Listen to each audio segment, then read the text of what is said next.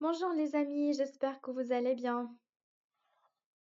Dans la dernière fois, on s'est arrêté, je pense, à ce niveau-là. On a écrit du code à l'intérieur de header.ts. Et dans cette vidéo, on va corriger quelques erreurs qui sont apparues dans notre code Angular. On va avancer pas à pas. Du coup, on va commencer d'abord par, on va lancer notre application Angular en mode développement. Du coup, on va faire terminal, new terminal. Et on va exécuter la commande ngs. Comme j'ai dit, dans cette vidéo, on va corriger quelques erreurs. Ces erreurs sont directement liées à l'injection des services, qui est un concept fondamental en Angular. Après, vous allez sur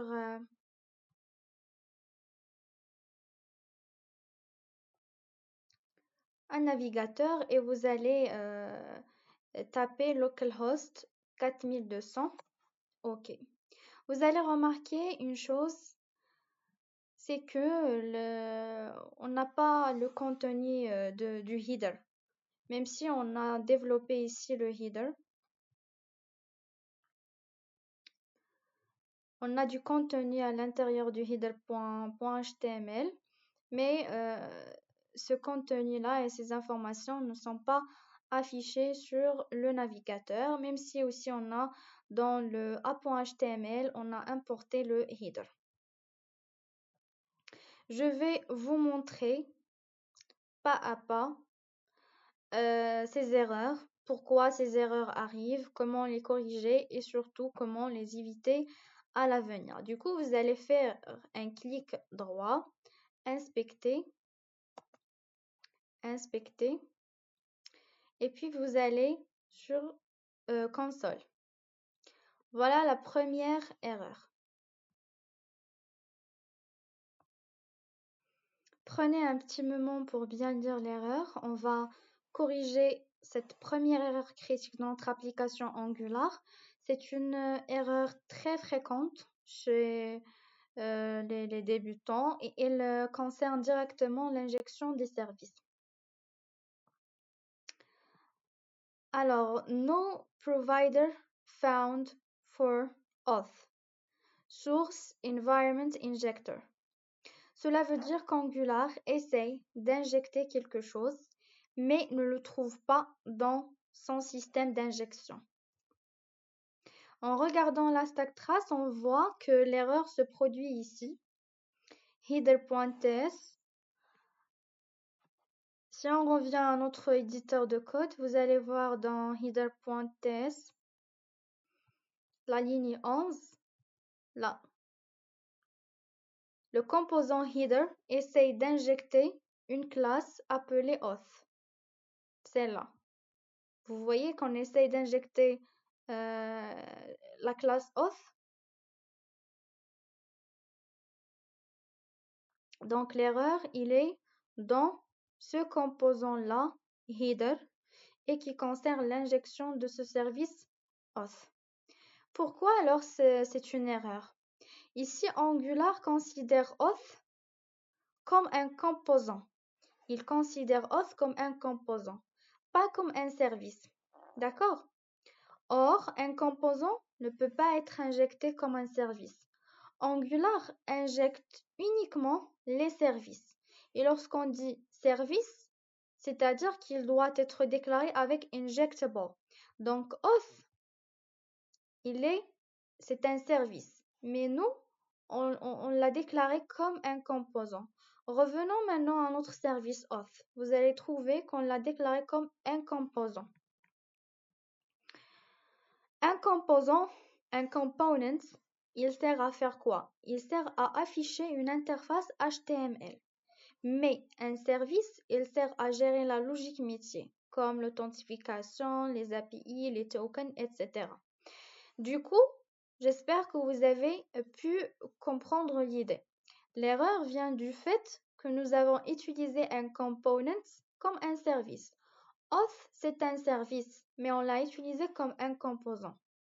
Pour corriger cette erreur, on va simplement transformer la classe auth en un service injectable. Du coup, on va supprimer cette partie, ou bien on va seulement remplacer components par injectable. Injectable, c'est bon.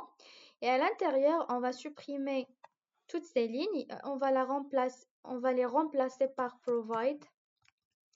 provided in root. Pourquoi ça va marcher? Parce qu'avec injectable, provide in root, Angular va faire quoi? Il va enregistrer auth dans l'injecteur global et le service devient accessible partout dans l'application. Maintenant, dans le header.ts, l'injection dans ce composant header fonctionnera sans problème. Revenons maintenant à... D'abord, vous allez faire CTRL-S. Vous allez sauvegarder vos modifications. Et on va revenir à notre navigateur. Vous voyez maintenant, on a une autre erreur autre que la première. Maintenant, on a une erreur avec HTTP client. L'erreur liée à auth a disparu. On a maintenant une autre erreur.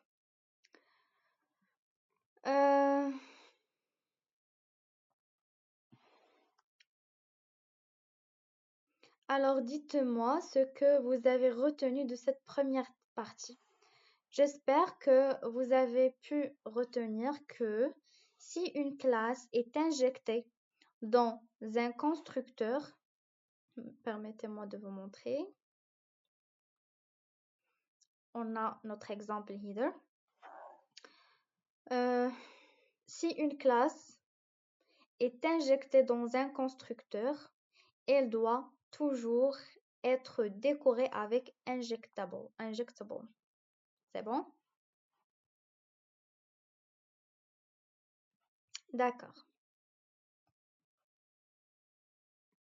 Cette deuxième erreur est la suite logique de la première. Elle est ultra fréquente, surtout avec Angular Standalone.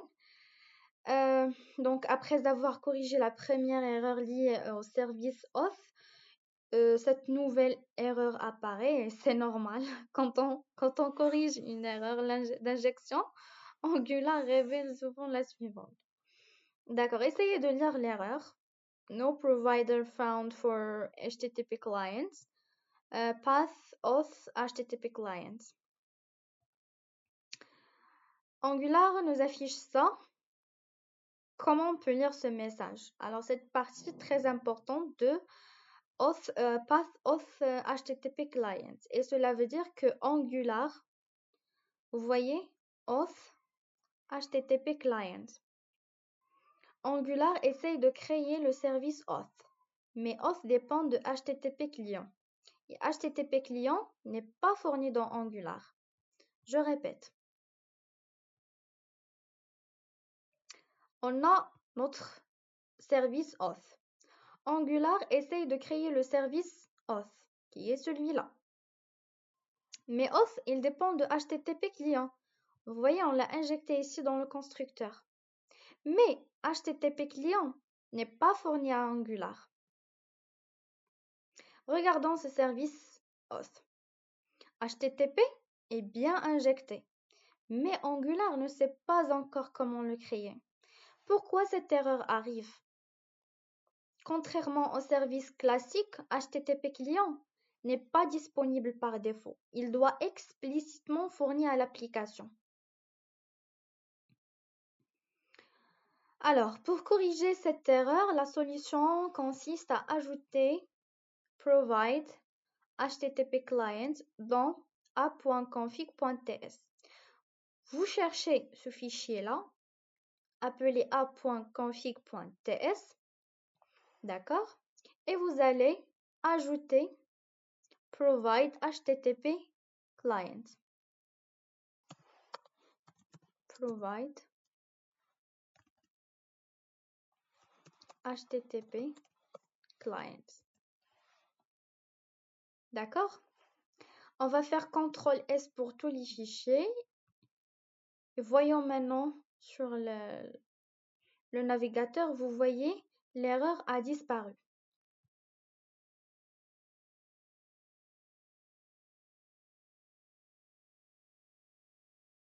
Pourquoi ça marche? Parce qu'avec provide HTTP client, qui est celui-là qu'on a ajouté, Angular va enregistrer HTTP client dans l'injecteur global et notre service auth peut maintenant l'utiliser. Et c'est quoi la différence avec... je vais pas entrer dans les détails. Voilà. Qu'est-ce que vous devez retenir de ça? C'est que cette deuxième erreur est causée par un service auth, celui-là, qui dépend de HTTP client. Et HTTP client n'était pas fourni à l'application, du coup, on était obligé d'ajouter dans le app.config.ts ce provide HTTP client.